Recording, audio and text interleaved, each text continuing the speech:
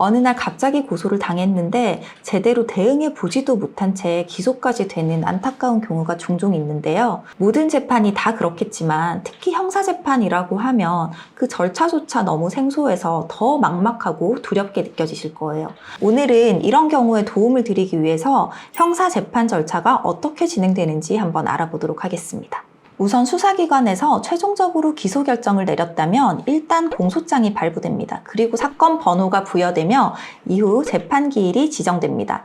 지정된 재판기일에 피고인은 반드시 출석을 해야 하고요. 정당한 이유 없이 출석하지 않을 경우에는 기일이 다시 지정되기도 하지만 경우에 따라서는 영장이 발부되는 경우도 있습니다. 먼저 출석일이 돼서 법정 앞에 도착을 하시면 보통 법정 앞 스크린에 현재 해당 법정에서 진행 중인 사건 그리고 대기 중인 사건 목록이 뜨는데 본인 순서를 확인하신 뒤에 순서가 다가오면 입장해서 방청석에 대기하시면 됩니다. 내 차례가 되면 판사님이 사건 번호를 호명하시는데요. 보통 첫 기일에는 본인 이름, 주소, 등록기준지 등을 확인하는 절차를 거쳐야 되기 때문에 먼저 앉지 말고 서서 대답을 다 한 뒤에 판사님이 앉으라고 하시면 그때 앉으시면 됩니다. 그 다음에 검사가 공소요지를 진술을 하는데 이건 쉽게 말해서 공소장에 기재된 공소사실을 얘기해주는 절차입니다. 여기까지는 공소사실을 인정하든 부인하든 공통된 절차인데 이후부터는 절차가 좀 달라집니다. 먼저 검사 측에서 공소사실 요지를 진술을 하면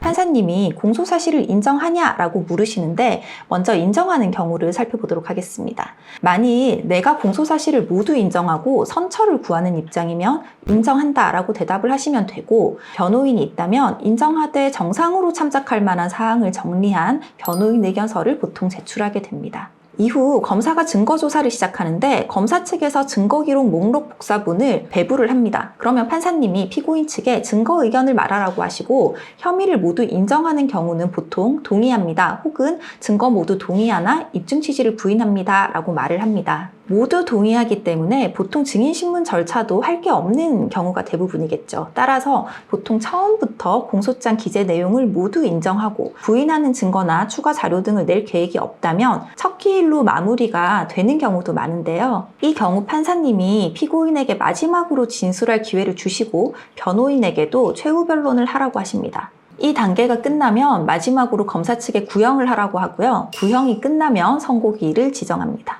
그런데 만일 내가 공소장에 기재된 내 혐의를 부인한다고 하면 추가적인 절차가 진행이 됩니다. 마찬가지로 검사의 공소장 요지 진술 이후에 판사님이 인정 여부를 피고인에게 묻는데 이 경우 부인한다고 답변을 할 경우에 변호인이 선임이 되어 있다면 부인하는 내용을 정리한 변호인 의견서를 제출합니다. 이후 마찬가지로 검사 측에서 증거 조사를 시작하는데 보통 변호인이 선임된 상태에서 부인하는 증거가 있다면 변호인은 사전에 증거 인부서를 제출합니다. 주로 고소인을 비롯한 피해자들 혹은 이해관계를 달리하는 공범, 즉 나와 대척점에 서 있는 사람들의 진술이 담긴 진술조서라든지 피해자 신문조서 또는 탄원서 등을 부인하는 경우가 많고 만약에 이런 경우에 부인을 했다면 다음 공판기일에는 그 진술을 한 사람들에 대한 증인신문이 이루어집니다. 또 피고인 당사자에 대한 신문도 진행할 것인지 재판부에서 물어보는데 그 부분은 변호사가 만일 선임되어 있는 상태라면 의논하셔서 선택적으로 판단을 하시면 됩니다. 그럼 일단 첫날의 절차는 모두 끝나고 다음 공판 기일이 잡히겠죠. 차회 공판 기일에서는 미리 예고된 바와 같이 내가 부인한 증거에 대한 증인신문 절차가 이루어지고 증인이 많을 경우에는 물론 하루에 몰아서 몇 시간씩 한 번에 진행하는 경우도 있지만 또 여러 차례로 나뉘어져서 진행이 되는 경우도 있습니다. 또 공판이 진행되면서 필요에 따라 사실조회 신청이나 감정 등이 진행되는 경우도 많습니다. 이러한 모든 절차가 끝나고 이제 마지막 공판 기일이 되면 앞서 살펴본 바와 마찬가지로 피고인 당사자에게 마지막으로 진술할 기회가 주어집니다. 또 이제 그 다음에는 변호인의 최후 진술까지 하게 되고요. 검사가 구형을 한 뒤에 판사님이 선고 기일을 지정합니다. 변호사와 동행하면 변호사는 어떤 역할을 할까요? 형사재판 첫 기일 전에 변호인을 선임하면 변호인은 보통 사건 기록에 대한 열람, 복사를 신청해서 이를 먼저 면밀히 검토합니다. 그런 다음에 변호인 의견서를 작성하고 이것을 공판기일에 직접 제출하거나 우편으로 미리 제출하여 피고인의 의견을 명료하게 밝힙니다. 또한 증거 인부에 대한 의견을 제출하여 증인신문이나 피고인신문 혹은 사실조회나 감정신청 등